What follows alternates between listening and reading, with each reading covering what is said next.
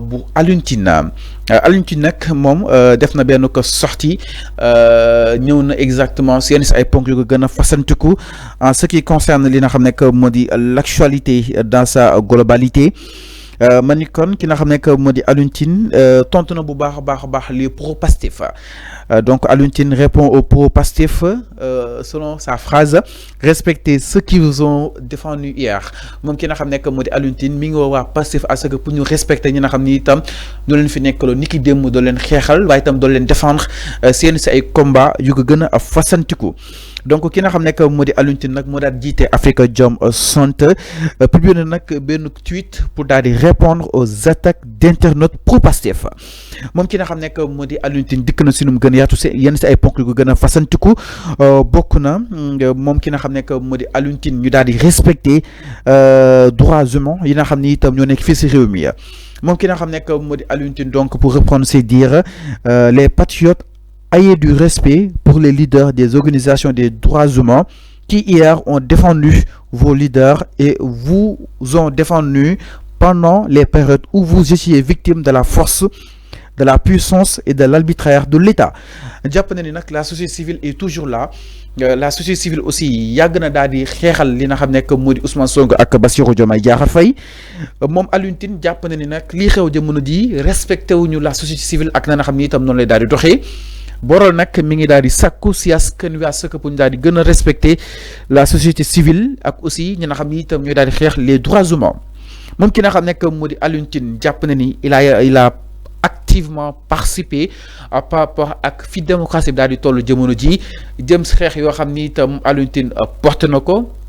yamu si borom Afrikajom Center nii yàgg naa daal di défendre taxaw bu baax a baax ki nga xam ne que moo di Ousmane Sonko devant l'arbitraire bu ki nga xam ne que moo di Macky Sall waaye itam yàgg na taxaw Ousmane Sonko par rapport ak puissance bu Macky Sall bëgg leen daal di imposer moom ki nga xam ne que moo di Alioune Tine borom Afrikajom Center mu daal di ñëw si ay ponk yu ko gën a fasantiku par rapport ak tey jii ne si fi tam pour daal di war a mën a respecter li nga xam ne que moo di ña nga xam ni itam ñoom ñooy daal di défendre les droits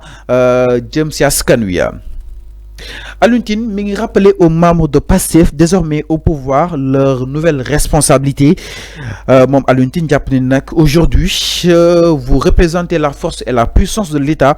alors arrêtez-vous à l'exercice de notre soft power c'est-à-dire moom ki nga xam ne que moo di Alioune Tine jàpp na ni ñam doon xeexal ni ki démb jëm si wàllug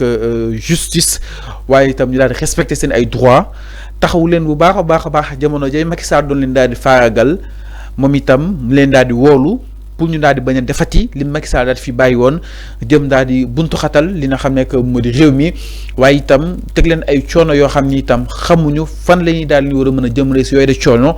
ki nga xam ne que moo di borom Afrikajom Center di ki nga xam ne que moo di Alioune Tine di ko ne si nu mu gën a yaatoo di daal di jàpp ni nag leçon la pour ñu fi nekkoon jàpp ni ëllëg aussi di leen daal di dem ñeneen daal di war a mën a ñëwani donc nañ ko daal di rafetal ginnaaw rek ba leen daal di war a mën a accompagner si jamonoy Macky Sall jëm si yooyu de combat. Alors, il a de conclure que si ça dérange,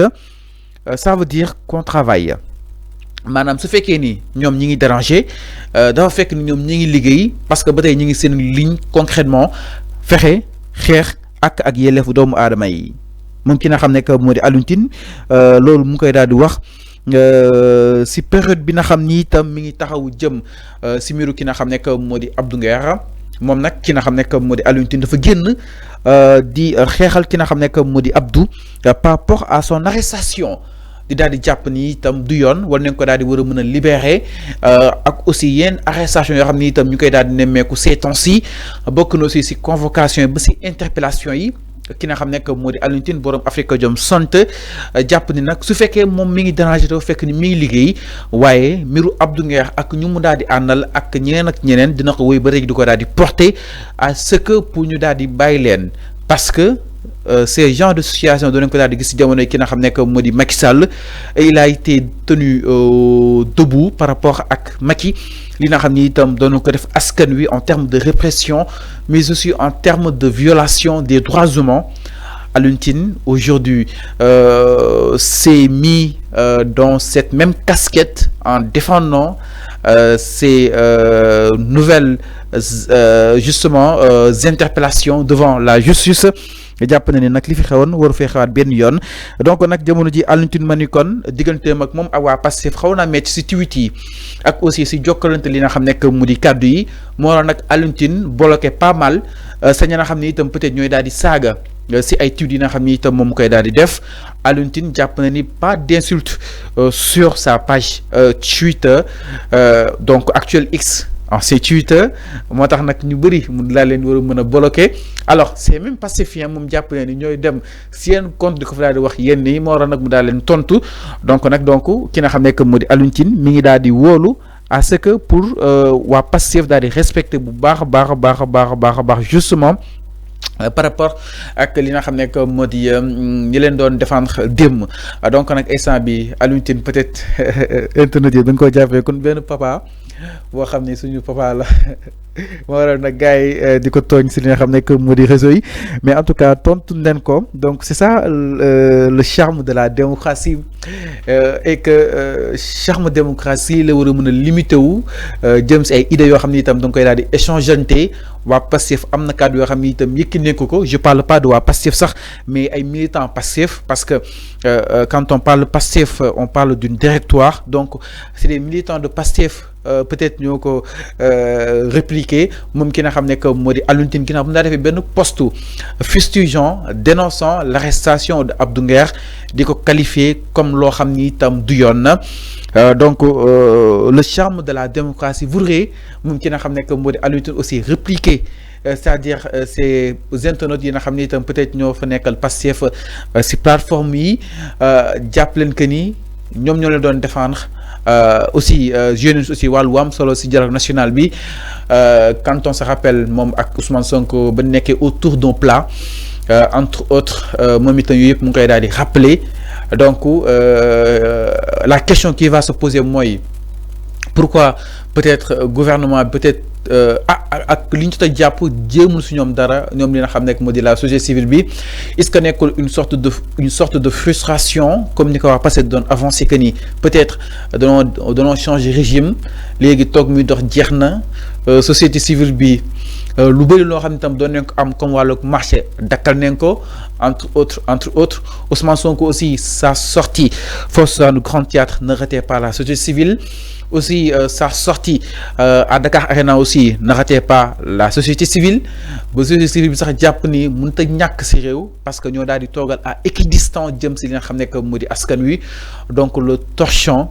brûle toujours entre la société civile et les tenants du pouvoir en tout cas moom Alioune Tine jàpp na ni le Pastef doit leur justement doivent un respect pour eux car il a été toujours là ils ont été toujours là si li nga xam ne que moo di yenn si ay combat quand on parle de la société civile on parle d'Africa Jom Center on parle ONG 3D Moundiaye Cissé on parle aussi Amnesty International de Seydi Gassama entre autres justement d'organisations peut-être qui sont là à justement veiller sur le respect des droits humains comme Alioune Tine l'a souligné à travers justement sa prise de parole en répondant quoi qu'on puisse sur les gens de Pastef donc nag mu nekk loo xam ni itam moom itam mi ngi woote à ce que mun daa si war a mën a bàyyi xel ñu doxal wàllug démocratie daal di koy indi si débat aussi pas d'insulte moom Alioune Tine moom décidé na képp fu insulté moom dina la bloqué par rapport ak wàllu wu nu mel en tout cas c'est mon plaisir di gis ni démocratie mi ngi avancé par rapport ak li nga xam ne que moo di fàttali yi nga xam ni itam